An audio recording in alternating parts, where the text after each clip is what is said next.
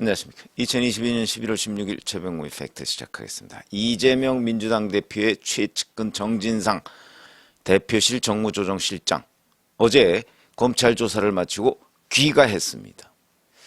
저는 당초 구속영장이 곧바로 청구될 것이다 이렇게 예상을 했었는데 그 예상이 빗나갔습니다. 자, 이 이후 앞으로 어떻게 될 것인가 이런 것들이 이제 궁금해지는 대목인데 그래서 그걸 한번 분석을 해드리겠습니다. 어제 오전 9시 30분쯤에 청사 지하주차장 내부 통로를 통해서 그 소환에 응했고요. 물론 사전에 비공개로 해달라 이렇게 얘기를 해서 그 기자들의 공개가 안 됐고 기자들이 정진상 실장의 사진을 찍는 데 실패를 했습니다. 어제 서울중앙지검 그 검찰 청사에는요 기자들이 곳곳에 포진돼 있었는데 그 지하주차장으로 들어가는 거는 지하주차장 앞도 사실은 사진 기자들이 있는데 그 어디 뭐 별도의 통로가 있는지 그 잘 포착이 안 됩니다.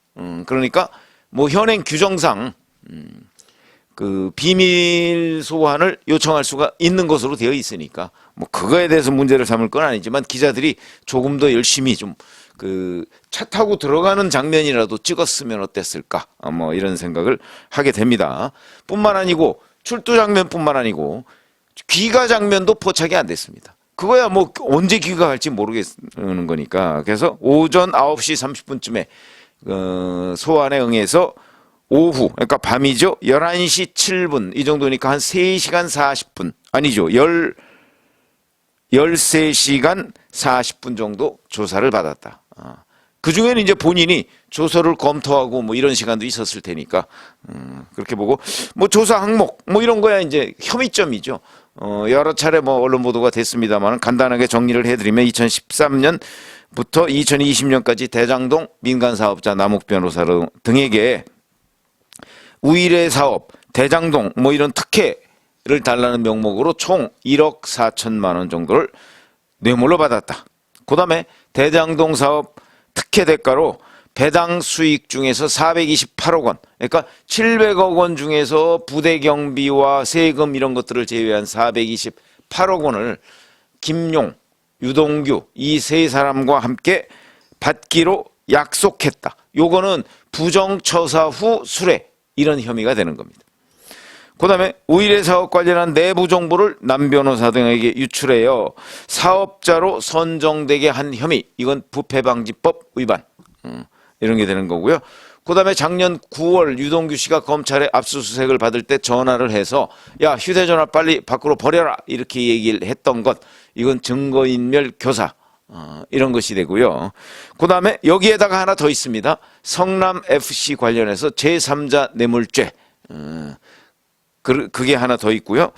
자, 그러면 이제 실제 정진상 실장이 검찰에 들어가서 어떤 조사를 받았는가? 아마 오늘 아침 뭐 신문, 방송 뭐 모든 매체를 보면 지금 제가 말씀드릴 것까지는 팩트고 그 다음부터는 약간의 이제 추정성 또는 취재 뭐 이런 것들이 있는 것으로 보이는데 특별한 내용이 없습니다. 그러니까 뭘 어떻게 조사를 받았는지 묵비권을 행사했는지 아니면 적극적으로 반박했는지 이런 부분이 보도에 나와 있지 않습니다. 근데 그 조사를 받으러 들어가기 전에 변호인 측에서는 적극적으로 반박할 것이다 이렇게 기자들한테 예고를 한 부분이 있습니다. 그런데 실질적으로 그렇게 했는지 어땠는지는 없고 다만 일부 이제 좀 취재가 됐는지 아니면 추측인지 잘 모르겠습니다. 이런 것이 있습니다. 이제 정진상 실장 측이 검찰 수사가 유동규 전 본부장 등의 진술에만 의존하고 있고 입증할 물증이 전혀 없다 이렇게 반박을 했다. 그리고 본인 혐의는 이런 식으로 반박을 하고 이재명 대표와 관련돼 있다는 질문이 나오면 그거는 답변을 거부했다. 요런 게 이제 조선일보에는 나와 있고 다른 데에는 나와 있지 않습니다. 그래서 이게 조선일보만의 단독 취재인지 아니면 뭐 다른 그 추정성 그 기사인지 뭐 요거는 이제 명확하지가 않고요. 그러면 이제 두 가지 시각이 있을 수 있습니다. 왜 돌려보냈지? 구속영장 청구를 안 하고 여기에 대한 첫 번째로 우리가 드는 생각은 아 조사가 부족하구나. 조사가 부족하고 정진상 실장에 대한 조사가 구속영장을 청구해서 구속영장이 확실히 발부될 것이다 라고 단언하기에는 조사가 부족한 것 아니냐, 이런 짐작이 가능합니다. 그래서 그런지 많은 언론 매체들은 한 번 내지는 또 두 번 정도 더 부른 뒤에 빠르면 이번 주 중 구속영장을 청구할 것이다, 이렇게 나와 있습니다. 조사가 미진하다, 이렇게 우리가 추정할 수 있는 대목이죠. 그러니까 언론 매체들이 이 보도를 굉장히 자신 없어 합니다. 처음에는 곧바로 구속영장을 청구할 것이다. 왜 그러냐면 검찰이 충분한 증거가 확보돼 있다, 이렇게 얘기를 했었거든요. 그래서 조사가 미진한 것 아니냐 하는 추정이 충분히 가능하게 하고, 그러면은 앞으로 한두 차례 정도 더 불러서 조사를 보강을 해야 된다. 근데 제가 보기에는 한두 차례 정도 더 불러서 조사를 한다고 할지라도 정진상 실장이 조사에 진지하게 협조할 가능성은 없거든요. 본인은 지금 완전 날조다, 사실 자체가 없는 허구다, 이렇게 얘기를 하고 있기 때문에 사실 반박할 것도 없습니다. 그래서 제가 보기에는 왜 만약에 정진상 실장이 검찰에 가서 적극적으로 반박을 했다 하면 반박할 것도 없죠. 자기는 아무것도 받은 게 없다는데 뭘 반박합니까? 그래서 그거는 이런 걸로 봅니다.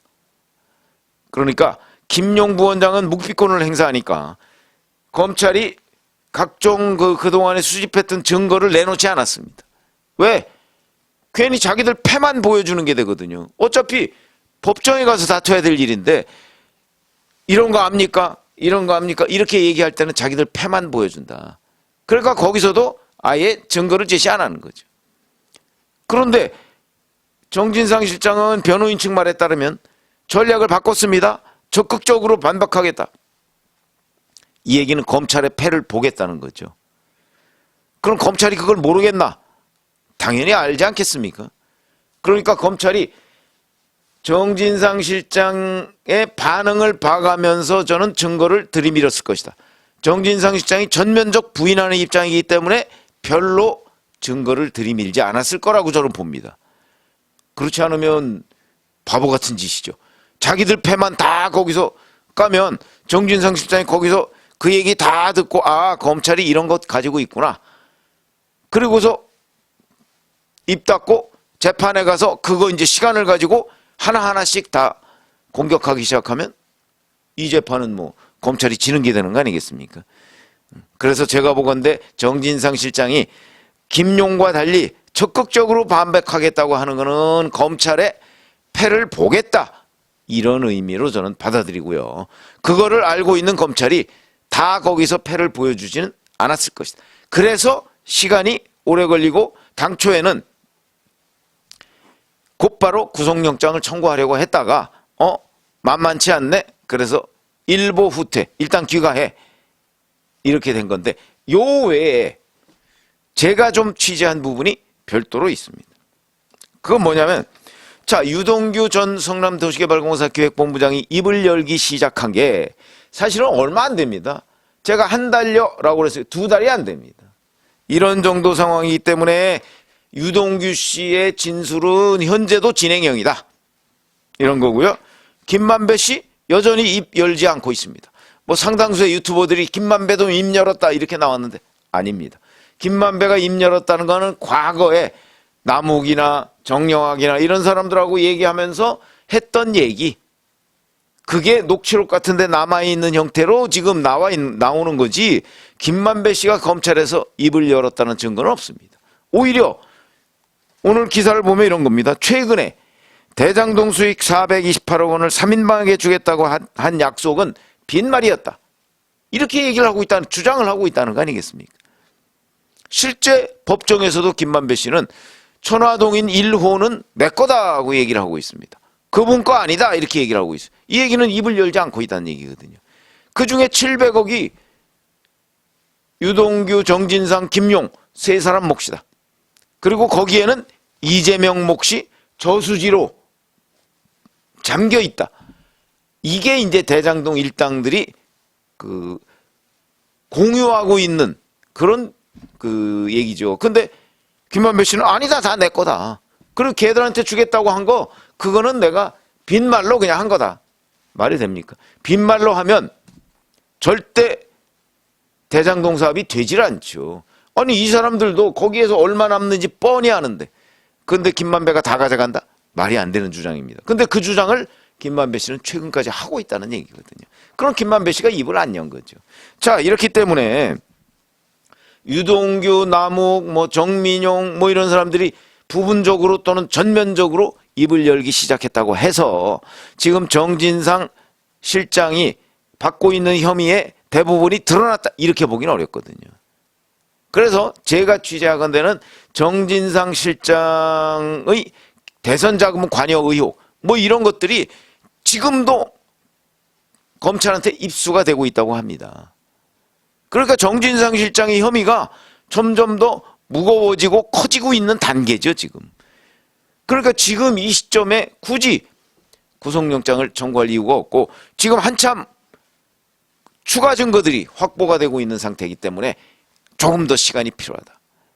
이런 생각을 검찰이 하고 있는 것으로 저는 그렇게 제가 취재를 했기 때문에 그러면 조사가 미진해서가 아니고 조사를 여전히 보강할 수 있는 기회가 계속 있기 때문에 조금 더 시간이 필요하고 그다음에 또 하나는 미진했다기보다는 아까 말씀드렸듯이 바로 정진상과 검찰의 일종의 게임이죠. 자, 앞으로 법정에 가서 누가 더 유리한 고지를 점할 수 있느냐. 그러니까 유죄를 이끌어낼 수 있느냐 없느냐가 검찰의 목표 아니겠습니까? 유죄를 이끌어내야 되니까.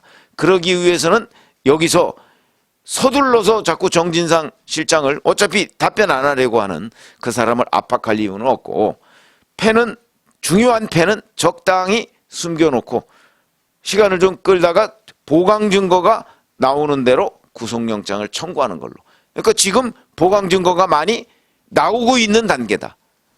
제가 그렇게 알고 있고 그렇다면 결국은 앞으로 이제 한두 번 이 이후는 그렇게 하고요. 그래서 이제 정진상 실장 구속시켜 놓고 그리고 나서 이제 이재명 부분을 아마 집중적으로 검찰이 들여다볼 것이다. 그렇게 되면 이재명 주변에 이제 유동규 뭐 작년에 구속돼서 이제 올해는 뭐 구속기간 만료로 풀려났습니다만 김용 구속됐죠.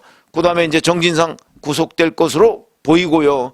그렇게 되면 이제 그다음에는 이재명 홀로 남는 거죠. 뭐 어제 보니까 의원총회를 열어서 의원들한테 자 이재명 이 사법 리스크에 어떻게 대응해야 되느냐 뭐 이런 걸 교육까지 했다던데 이거 뭐 완전 사당화 정점을 향해서 치닫고 있는 거죠.